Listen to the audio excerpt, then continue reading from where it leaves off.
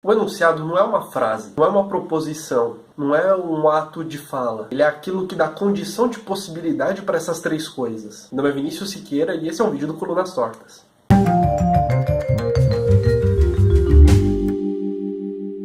Foucault define o saber e o discurso com base no conceito de enunciado. Mas o que é o conceito de enunciado no seu procedimento? Na arqueologia do saber, o Foucault vai definir o enunciado demonstrando que ele não coincide com os conceitos de proposição, de ato de fala e de frase. O enunciado ele não é uma proposição na medida em que dois enunciados diferentes podem ser, do ponto de vista lógico, iguais. Por exemplo, ninguém ouviu e é verdade que ninguém ouviu. Esse é o exemplo do Foucault dentro da arqueologia do saber. Aqui ele diz que, logicamente, esses dois enunciados não são discerníveis. Pelo contrário, quando a gente vê escrito ninguém ouviu no início de um livro, o sentido que se dá é muito mais de uma constatação, enquanto que quando a gente vê é verdade que ninguém ouviu escrito num livro, há o princípio de que houve antes uma conversa prévia, de que houve uma discussão muda, ou que essa é até mesmo uma constatação feita solitariamente. O enunciado também ele não pode ser confundido com uma frase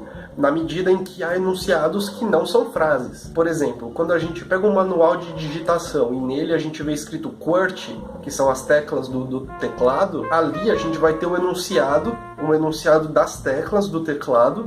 No entanto, não constitui uma frase. O enunciado, vai dizer Foucault, também não é um ato de fala. Ato de fala é um conceito utilizado muito na filosofia analítica. Basicamente, o Foucault vai brigar com esse conceito para dizer que dentro de um ato de fala você pode ter mais de um enunciado. E o exemplo dele é uma prece.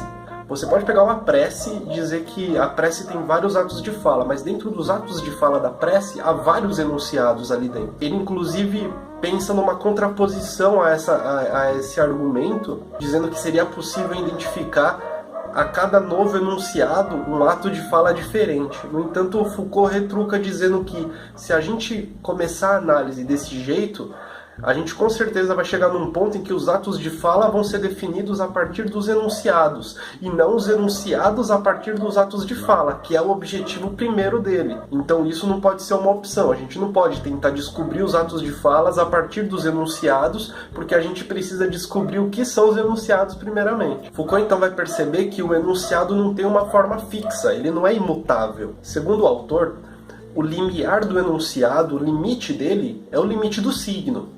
Então, existe uma relação direta entre enunciado e signo.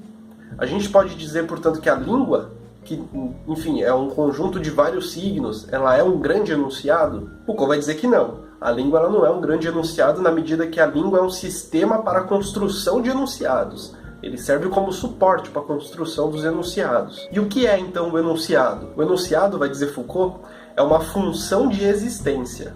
Uma função de existência que se exerce verticalmente, que atravessa as séries de signos que compõem aquilo que depois a gente vai dizer que são frases, proposições, discursos, etc, etc. E quando ele atravessa essas séries de signos, ele vai dizer se um dado enunciado faz parte de uma formação discursiva ou de outra. Ele vai dar margem de possibilidade para a existência de uma proposição que pode ou não fazer sentido, de uma frase que pode ou não ser gramaticalmente correta, ou então de um ato de fala que pode ou não se encaixar de fato no conceito. Então a gente percebe que a função de existência do enunciado é aquilo que dá possibilidade para a existência das outras coisas que nós já conversamos, as proposições, as frases, os atos de fala.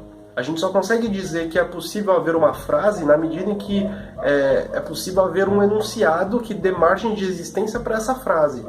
O enunciado, portanto, ele pode da possibilidade para a emergência de frases, de proposições, de atos de fala, na medida em que ele vai ser regido por algumas regras. Regras essas que estão também presentes, por exemplo, nas formações discursivas. Quando o enunciado atravessa uma sequência de signos e encontra a unidade que ele pode representar dentro dessa série de signos que ele atravessa, o que ele está encontrando são as regras que fazem emergir enunciados dentro de um dado saber, de uma dada formação discursiva.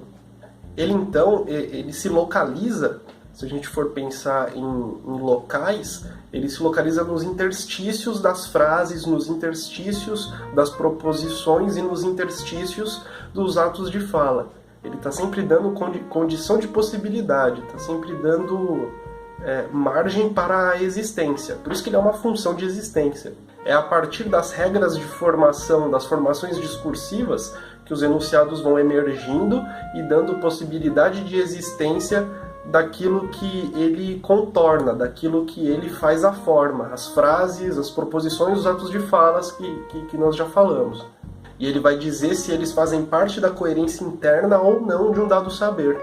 Se eles podem ser ditos como corretos ou errados, científicos ou não científicos. É quase como dizer que o enunciado é uma regra aplicada verticalmente. Bom, se você quiser saber um pouco mais sobre o enunciado na Arqueologia do Saber do Foucault e entender a Arqueologia do Saber corretamente, na descrição eu deixei o link do e-book produzido pelo Colunas Tortas, onde a gente fez um trabalho em cima da Arqueologia do Saber. E lá você pode acompanhar o livro e entender o livro a partir desse guia de leitura, dessa resenha crítica que a gente produziu. Muito obrigado, deem um gostei, se inscrevam no canal e até mais!